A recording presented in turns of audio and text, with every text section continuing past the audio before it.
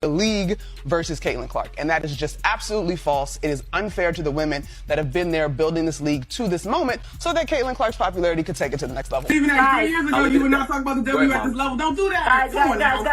Nobody was, Monica. You making Stephen A. point, Monica. Monica, you making Stephen A. point. Monica McNutt just made herself look silly live on air speaking about Caitlin Clark. She said we need to acknowledge the other players in the league rather than giving Caitlin all the credit for breaking attendance records. Monica said there has been way better players before Caitlin who hadn't gotten nearly as much credit or viewership. The response of folks that don't think she is praised enough and she is above reproach in terms of criticism, or that praising another player is an affront to her is like, whoa, bro. Like, also, like, you're not mentioned talking about women's basketball. I've never ever seen you before in my life. Like, it's obvious the agenda the media has on Caitlin Clark, yet she still doesn't respond to the critics. Instead, she plays her basketball and breaks records like they're going out of fashion. Caitlin continues to make these analysts look silly, knocking them down one by one, whilst as fans are watching them get proved wrong time and time again. Stephen A., respectfully, with your platform, you could have been doing this 3 years ago if you wanted to. All right, we gotta go. Stephen A., I'm talking to you.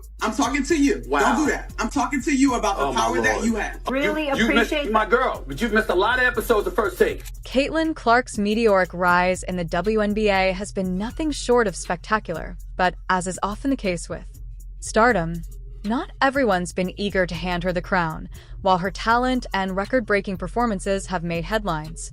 Her journey to being recognized as one of the league's brightest stars has been filled with heated debates and plenty of controversy.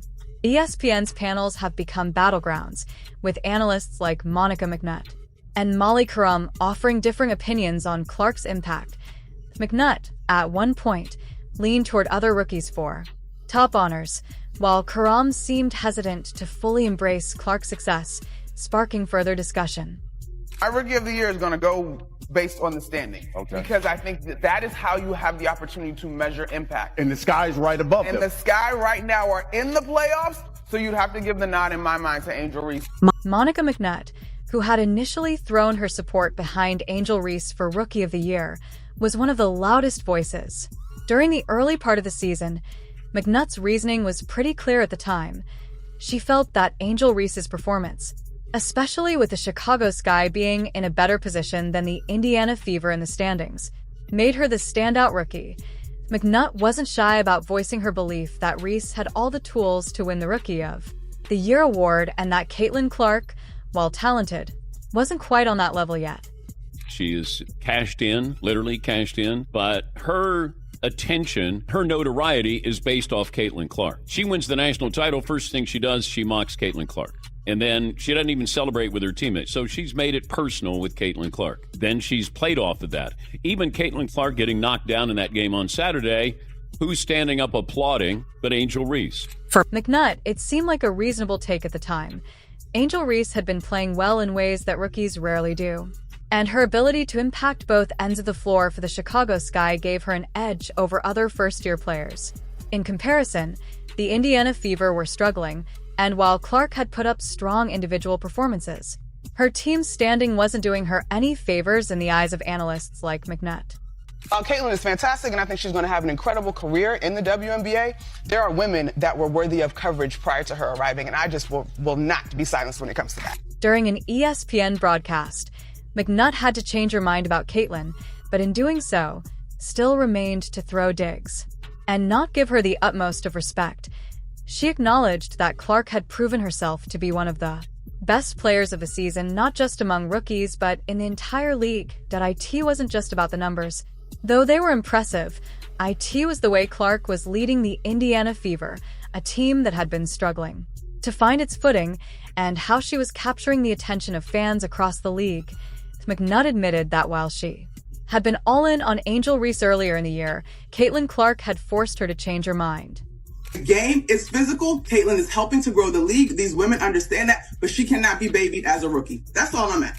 While McNutt might have come around to Clark's brilliance, not everyone at ESPN was as willing to celebrate her success. Molly Karam, one of the most prominent voices on the network, seemed to take every opportunity to downplay Clark's achievements. Whether it was intentional or not, Kareem often steered conversations away from Clark, even when the young star's record-breaking performances were the hot topic.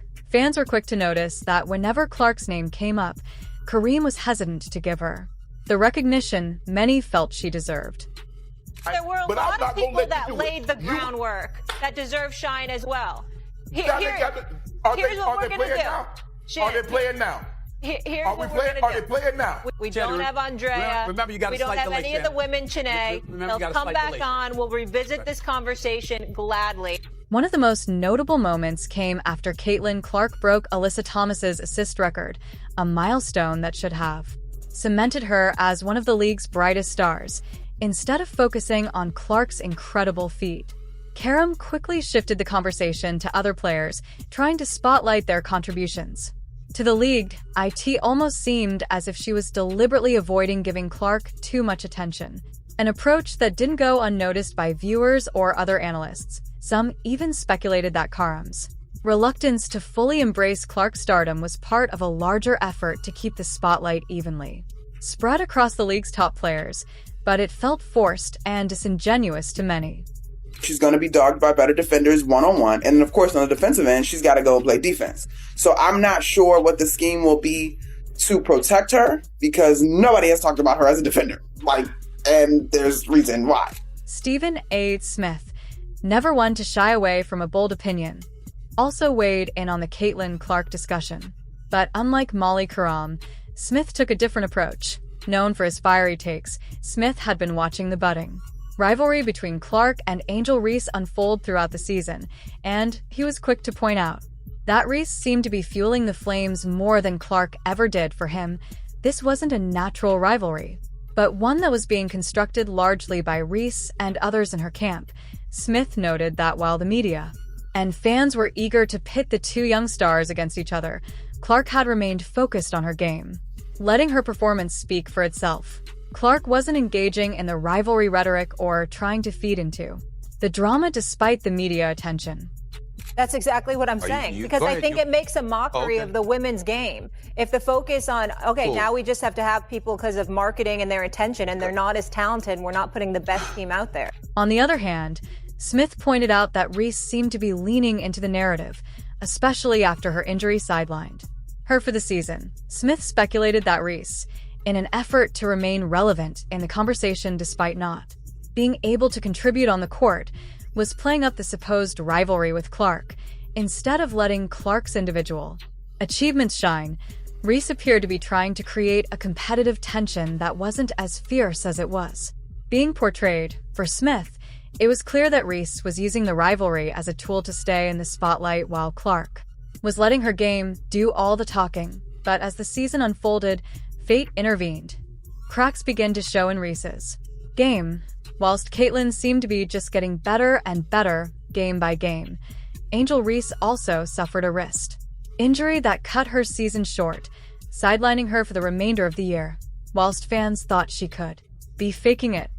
Remember when you were waving your hand in Caitlin Clark's face when you were beating her for the national championship? Everybody remembered then that you belonged in the WNBA and your future was going to be on the pro level. Quick, fast, and in a hurry. Who are these doubters? Did I fake an injury? Let's be real. I literally played with my ankle like a golf ball, like a little golf ball when we played against Iowa. And pain, I'm hurt when I can't play. They won't have to tell me you shut down, you can't play. That's what they was telling me yesterday. You shut down, you can't play.